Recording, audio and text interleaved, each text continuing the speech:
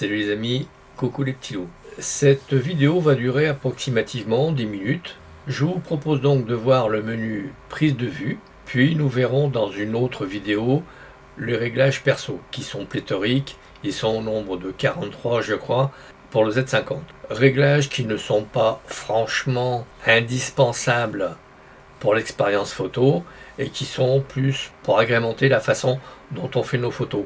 Par exemple, la vitesse de prise de vue, 3 images par seconde, 5 images par seconde, etc. etc. Sauf 2-3 commandes qui sont indispensables, mais bon, nous allons voir ça de suite. Si vous le souhaitez, je peux vous envoyer le PDF concernant les réglages sous forme de livret, pour autant que vous me le demandiez par écrit sur ma boîte mail michelstudio69@gmail.com. Donc, le titre de cette vidéo, mes réglages experts pour le Z50 pour développer ces photos aux petits oignons. Pour la petite anecdote, suivra cette vidéo la même pour le Z6 avec les réglages à faire, et si l'on parlait un peu de développement pour nos photos, les bons réglages pour paramétrer notre appareil photo numérique. Tout d'abord, avant de vous parler des réglages, il faut prendre des photos. Vous avez remarqué, j'ai dit développer ces photos et non pas les retoucher. Vous verrez pourquoi après. Nous allons commencer à régler notre appareil photo numérique, mais pas forcément dans l'ordre où nous sont proposés les réglages, mais plutôt par ordre d'importance, notamment par exemple pour le RAW et la balance des blancs, par exemple. Donc nous allons absolument régler les 10 premiers réglages, pas forcément dans l'ordre donc. Pourquoi ? Parce que si jamais nous nous arrêtons en cours de route, au moins faudra-t-il avoir fait ces 10 réglages. Ces 10 réglages sont super importants pour la suite de nos prises de vue et de nos tirages photos. Alors le menu triangle ne nous intéresse pas outre mesure, il n'est pas inutile, mais disons que là aussi c'est pour le confort du photographe et non pas pour la qualité de la prise de vue. Le menu prise de vue par contre est un menu de choix. On commence donc par le plus important, on shoot en RAW. Ensuite on sélectionne 14 bits, on sélectionne la taille de l'image, large, on sélectionne l'espace colorimétrique Adobe, parce qu'il affiche un plus grand nombre de nuances que le sRGB. On choisit des lighting, on, on sélectionne la réduction de bruit, on, la réduction du bruit ISO, on, le contrôle du vignettage, on, normal, on sélectionne mesure, puis on choisit sa mesure. On sélectionne le mode de mise au point AF, on sélectionne le VR optique, on sélectionne le déclenchement S comme single. Alors on commence par le réglage le plus important, on shoot en RAW. J'en entends certains au fond là qui râlent en disant ouais mais bon, développer ces photos en RAW c'est long, il faut les développer, moi j'ai promis à mes amis de leur envoyer les photos demain, ça va faire super long. Ok, pas de souci, vous faites des RAW plus du JPEG. Vous envoyez les JPEG à vos amis qui sont pressés, et ceux qui sont moins pressés auront vos JPEG issus du RAW que vous aurez développé et qui seront tirés aux petits oignons. Et là, à ce moment-là, ils verront qu'il y a des photos qui sont meilleures que d'autres. Par exemple, on sélectionne RAW 14 bits. Pourquoi ? Tout simplement parce que le 14 bits offre une latitude de détail dans les ombres plus importante que le 12 bits.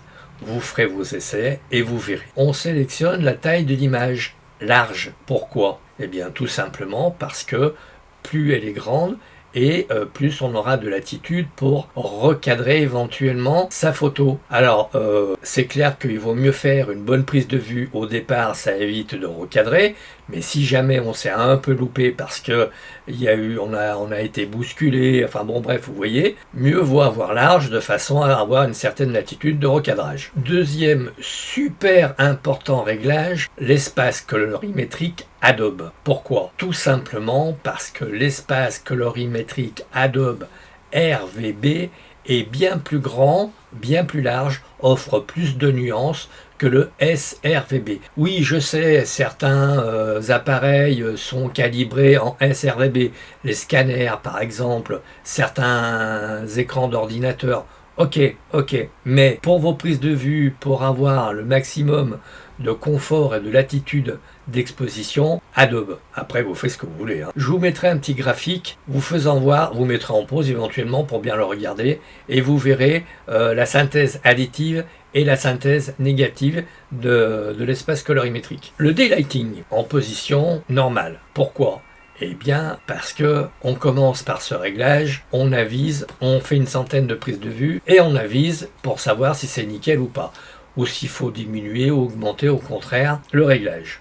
On sélectionne réduction du bruit. On. Pourquoi ? Tout simplement parce que le fichier numérique est issu du capteur, est envoyé au processeur, analysé, décortiqué, et donc par définition, qui dit information issue du capteur, dit déformation par rapport à l'information reçue par le processeur. Il peut y avoir des points de couleur, donc on évite à la base d'avoir ce genre d'embrouille. Alors, c'est surtout bon pour les en basse lumière et les poses longues. Donc si vous avez des craintes, vous le laissez à off et puis la question sera réglée. Le bruit ISO à normal, là aussi parce que faut pas exagérer non plus, il faut rester dans la norme.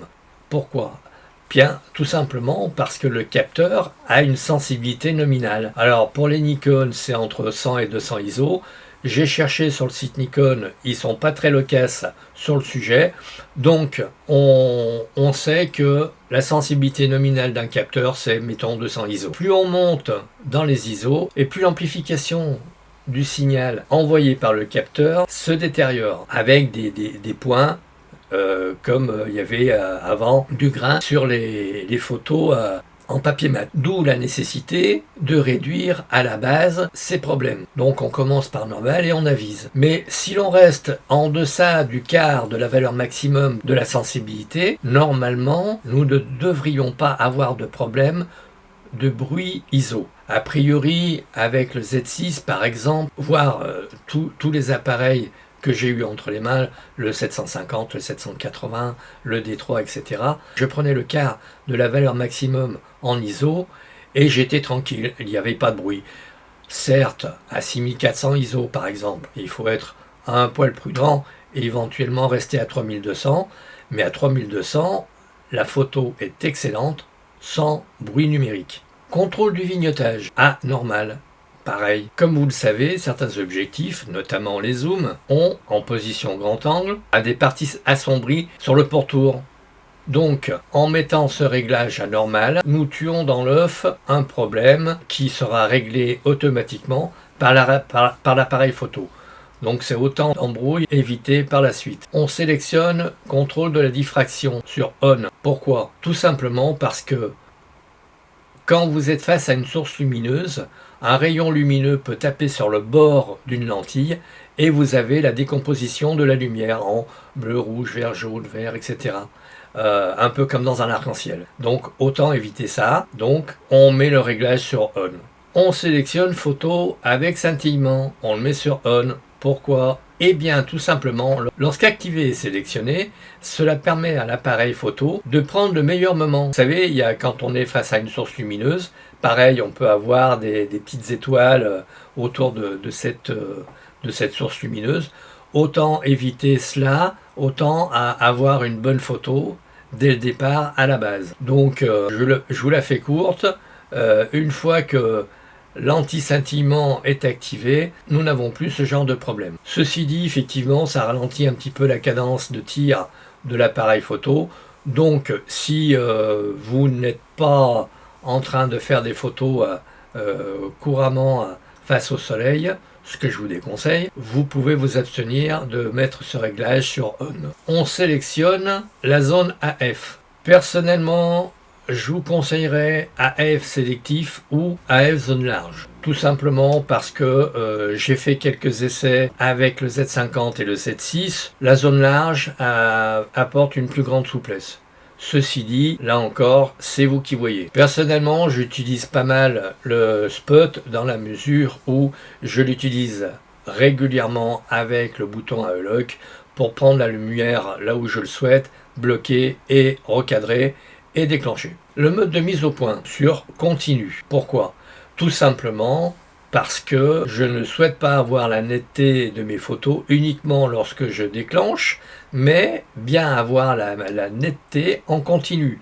Imaginons que le sujet s'approche de nous ou que nous nous approchions du sujet en ayant le doigt sur le déclencheur pour garder la mise au point de la lumière, autant avoir la souplesse d'avoir une mise au point en continu. VR optique. On. Pourquoi? Ça me semble évident. Quand on est avec un 50 mm et qu'on passe au 250, on est au 60e de seconde au 50 mm, il faudrait être au 300e de seconde quand on passe à 250 mm. Vous y avez pensé, vous, la dernière fois, quand vous avez mis votre bague sur la plus grande focale, sur votre zoom? Non, hein. Donc, VR optique, c'est bien. Les derniers boîtiers ont 5 stops, donc on sera tranquille. Au moment de la prise de vue, la photo sera nette. Le HDR, alors là, c'est on le met si on fait régulièrement des photos de paysage.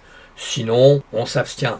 Alors, petit détail, le HDR sur le Z50, c'est du JPEG. Évidemment, il manque de puissance de feu. Sur le Z6 II, comme il y a deux processeurs, on le fait en RAW, c'est à savoir. Mais ceci dit, normalement, le HDR est sous le pouce avec la commande I, de même que le mode silencieux. Donc, on passe très vite à un autre réglage. Alors voilà les amis, normalement, votre appareil photo numérique est réglé aux petits oignons pour pouvoir développer vos photos tranquillement. Normalement, avec l'anti-Parkinson, l'amplitude, avec le daylighting par exemple, vous avez une plus grande amplitude de pause. Donc ça veut dire que vous aurez du détail dans les basses lumières et dans les hautes lumières. Vous ne serez pas obligé de traficoter sous votre logiciel, luminance, exposition, etc. Ça sera fait déjà à la base. La balance des blancs, elle sera éventuellement à faire, si vous avez eu la précaution de vous mettre en RAW, bien évidemment. Le vignettage, c'est pareil, aura été réduit à la base. Le daylighting, donc, comme je vous le disais, vos ombres ne seront pas bouchées et vos lumières ne sont pas cramées. Si vous faites du HDR, c'est encore mieux. Vous n'aurez pas besoin de prendre 5 ou 6 photos en décalage, c'est-à-dire faire du bracketing et après rassembler vos photos avec votre logiciel préféré. Là, ce sera fait automatiquement sur une seule photo, si vous le souhaitez. Je cherche voir s'il y a des choses qu'on devrait faire avec un logiciel de retouche photo, à part la balance des plans éventuellement, mais encore, normalement, si on a pris la précaution d'être en RAW, de faire la balance des blancs automatique, l'appareil photo se débrouille très bien, et puis à la prise de vue, on prend une feuille de papier blanc, on fait la photo avec la feuille blanche, ainsi on aura une photo étalon qui nous permettra de faire des réglages, mais ça j'en parlerai dans comment développer ces photos, qui vous permettra de faire votre développement tranquillou en série. Alors à part le cas clinique du monsieur qui ouais c'est pas assez ceci ou alors c'est trop cela, honnêtement vous ne devriez pas passer des plombes et des plombes à retoucher vos photos. Voilà les amis, faites de belles photos, merci pour votre écoute et à très vite.